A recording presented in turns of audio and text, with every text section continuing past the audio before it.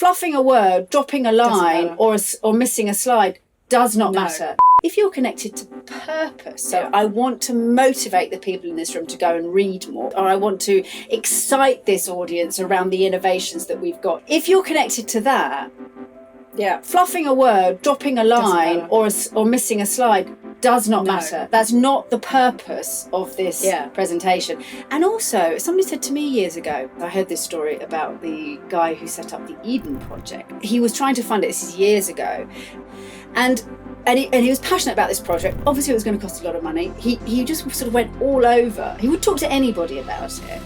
Not because he had to give information to people, but because he loved it. He was he cared about it. He wanted to make it happen. And he would find himself in front of sort of a handful of people and got to a point where he was wondering, sort of, what am I doing?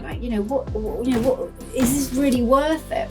But that purpose kept driving him because he wanted people to hear about it. He wanted to talk about it. He wanted people to really feel like he did how important this was going to be.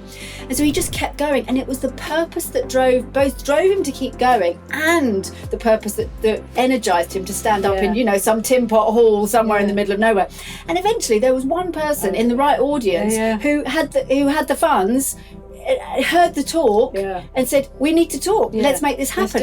And that is about purpose, because you're gonna get exhausted if it's just about a schedule and information. But that purpose is going to drive you. And also that person who did connect to the cause and did have certainly the connections or the funds to do it, could feel the purpose. He could feel that energy and connection. That's really what drives us and motivates us as human beings to engage with other people and feel motivated. And that is the piece that makes it more enjoyable. Hi, I'm Philippa. And I'm Penelope from 4D Human Being. And if you haven't checked out the 4D Human Being podcast, you can find us on Apple Podcasts, Spotify, or your favourite podcast platform.